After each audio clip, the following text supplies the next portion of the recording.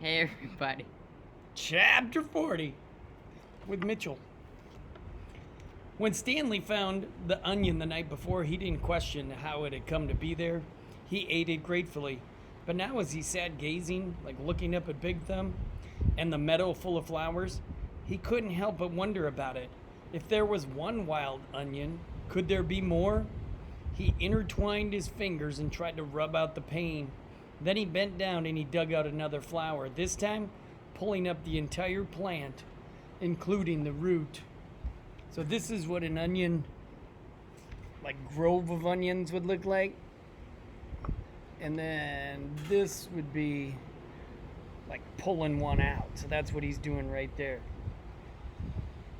Have you guys put together the wild onions on the other side of the lake yet? Onions! Fresh, hot, sweet onions, Sam called as Mary Lou pulled the cart down Main Street. 8 cents a dozen. It was a beautiful spring morning. The sky was painted pale blue and pink, the same color as the lake and the peach trees along its shore. So I had to look up a peach tree too. It's not much different than like an apple tree. Just peaches, different fruit.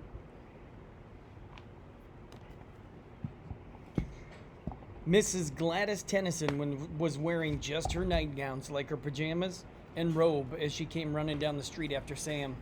Mrs. Tennyson was normally a very proper woman who never went out in public without dressing up in fine clothes and a hat. So it was quite a surprise to the people of Green Lake to see her running past them. "Sam!" she shouted. "Whoa, Mary Lou," said Sam, stopping his mule and cart. "Good morning, Mrs. Tennyson," he said. "How's little Becca doing?" Gladys Tennyson was all smiles. "I think she's going to be all right. The fever broke about an hour ago, thanks to you." "I'm sure the good Lord and Doc Hawthorne deserve most of the credit." "Good Lord, yes," said Mrs. Tennyson, "but not Dr. Hawthorne. That quack wanted to put leeches on her stomach." "Leeches? My word. He said they would suck out the bad blood. Now you tell me, how would a leech know good blood from bad blood?" "I would know," said Sam. "It was your onion tonic," said Mrs. Tennyson. "That's what saved her."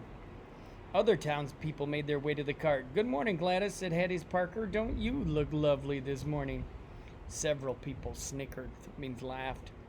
"Good morning, Hattie," Mrs. Tennyson replied. "Does your husband know you're parading around in your bedclothes?" Hattie asked.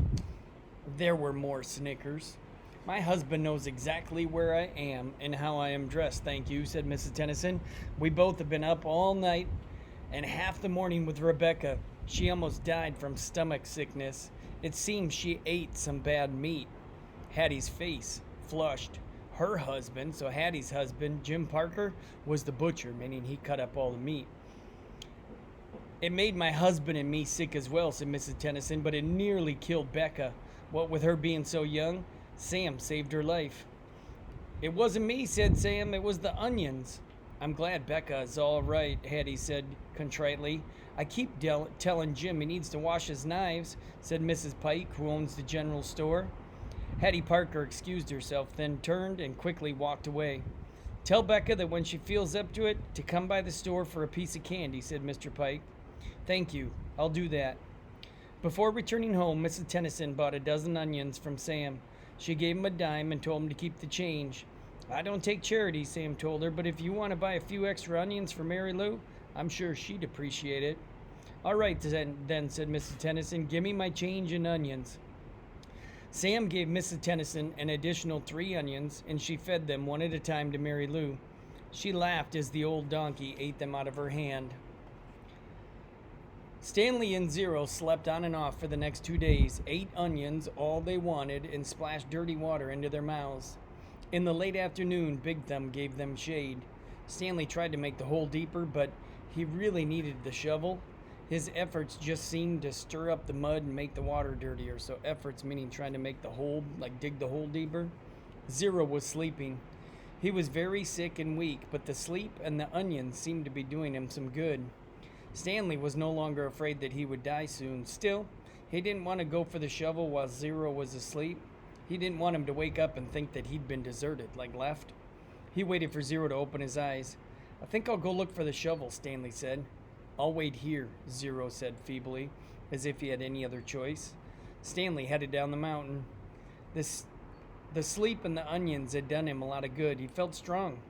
It was fairly easy to follow the trail that he had made 2 days earlier. There were a few places where he wasn't sure that he was going the right way, but it just took a little bit of searching before he found the trail again. He went quite a ways down the mountain, but still didn't find the shovel. He looked back up toward the top of the mountain. He must have walked right past it, he thought. There was no way that he could have carried Zero all the way up from here. Still, he headed downward just in case. He came to a bare spot between two large patches of weeds and sat down to rest. Now, he had definitely gone too far, he decided. He was tired out from walking down the hill. It would have been impossible for him to carry Zero up the hill from here, especially after walking all day with no food or water. The shovel must be buried in some weeds. Before starting back, he took one last look around in all directions. He saw a large indentation in the weeds. A little further down the mountain, it didn't seem likely that the shovel could be there, but he'd already come this far. There, lying in some tall weeds, he found the shovel and a sack of jars. He was amazed. He wondered if the shovel and sack might have rolled down the hill, but none of the jars were broken, except the one which he had broken earlier. And if they rolled down the hill, it's doubtful that he would have found the sack and the shovel side by side. On his way up the mountain, Stanley had to sit down and rest several times. It was a long, hard climb. So like an indentation, I always think of like when you're walking in the woods and you can tell some animal was laying down there, like a deer. So kind of like that. All right.